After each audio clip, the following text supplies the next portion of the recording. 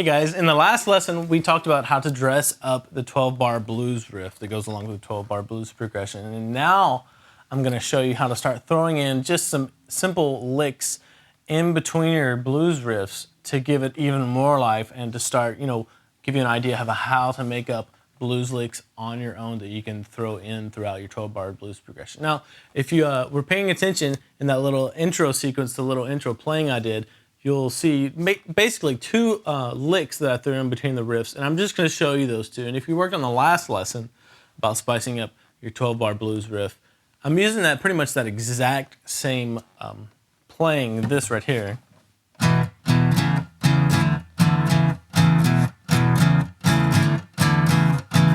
For each chord, and then when you move to the A or the 4 chord.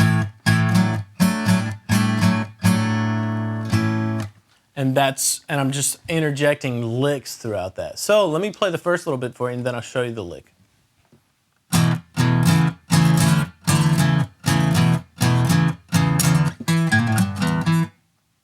So I was just basically playing the dressed up 12-bar blues riff, the one over the E, for the first two measures. And at the end of the second measure, I threw in this lick right here.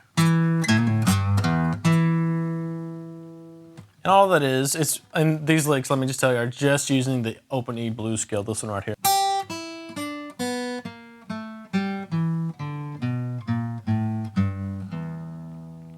And that first lick starts off on this E note right here on the 2nd fret of the D string. Then you're gonna come grab the A string, open, hammer onto the 1st fret, pull off, back to the open string, the open A. So far you have. After you get to that point, you're gonna come grab the 3rd fret of the low E string. I like to use my 2nd finger for this. Pull up a little bit on it if you want, bend it. And then play the open E string, the open low E string. And then go back to where you started, 2nd fret of the D string, that E note. So slowly that whole little lick is this right here.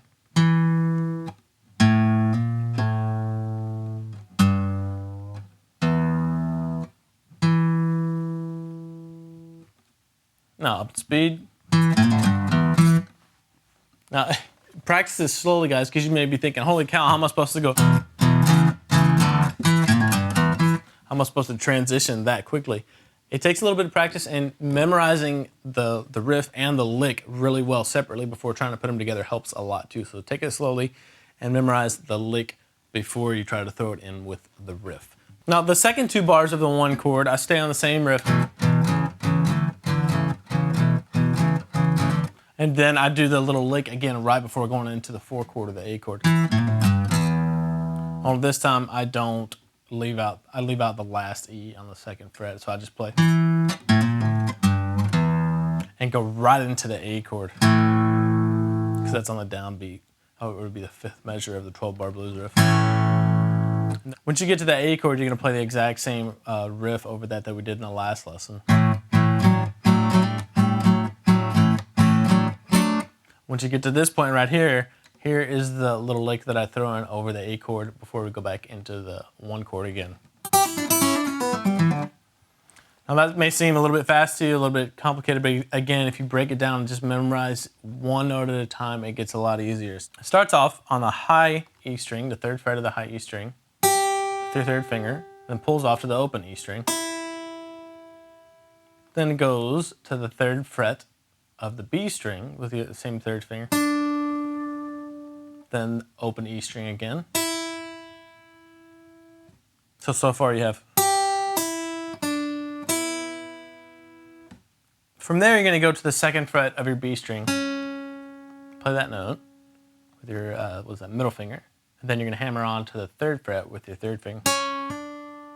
And pull off, leave that 2nd finger where it is, and pull off with your 3rd finger back to the 2nd fret of the B string. Pull off again to the open B string.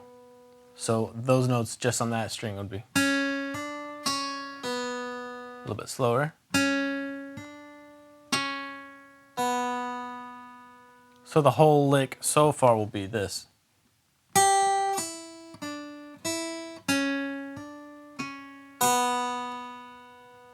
From there, we're just going to walk down the scale. So 2nd fret of the G string with your middle finger, pull off to the open G. Then you're going to play 2nd fret of the D and pull off to the open D. So again, just take this chunk by chunk, little section by little section, note by note. A little bit slower for you.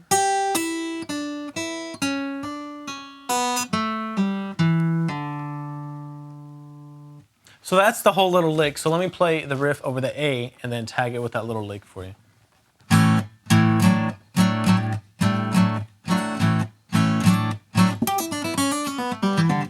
From there, I'm just going back into the E chord or the 1 chord.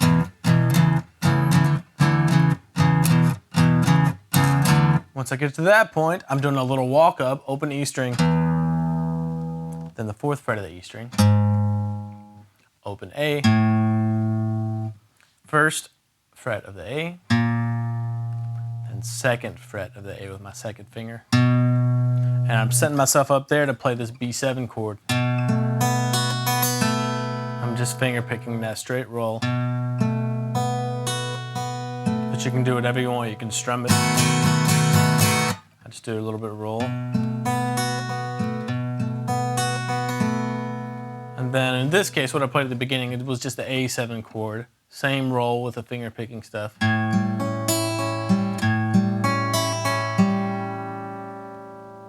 then I just hit an E note. And that leads me into the little finishing lick. Or the little turnaround there. And all that turnaround lick is this right here. I'm going to start with my 3rd finger on the 5th fret of the high E string. My 2nd finger on the 5th fret of the G string. So once you hit those 2 notes initially, you're going to want to slide up from the 5th fret to the 7th fret with those 2 fingers with your 2nd and 3rd fingers. And then play those 2 notes 2 more times. And I'm using my pick and my middle finger to get those. You can strum them too if you want. But just make sure to mute that B string that's in there if you do it that way. From there, you're going to slide down to the 6th fret with those exact same 2 fingers. So your 2nd finger will be on the 6th fret of the G string.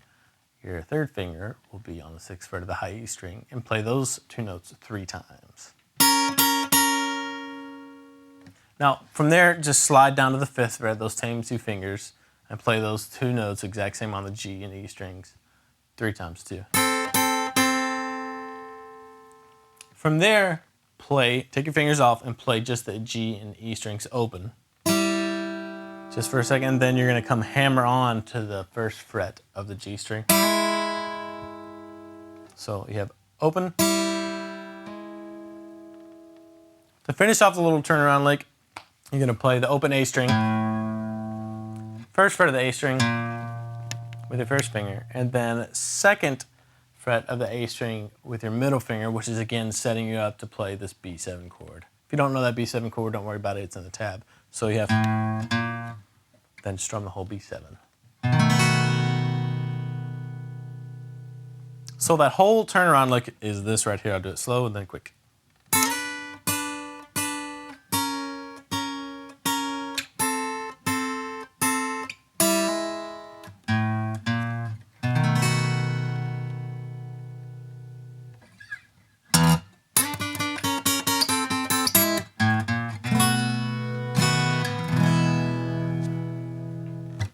So hopefully this little lesson has given you a good idea on how to start using licks and interjecting licks in between the phrases of your 12-bar blues riffs. Now, learn these licks in the tabs and then start experimenting on your own and just using, in this case, we're in the key of E blues. So start using your E blues scale just to come up with licks of your own in between your 12-bar blues phrases. See you next time, guys.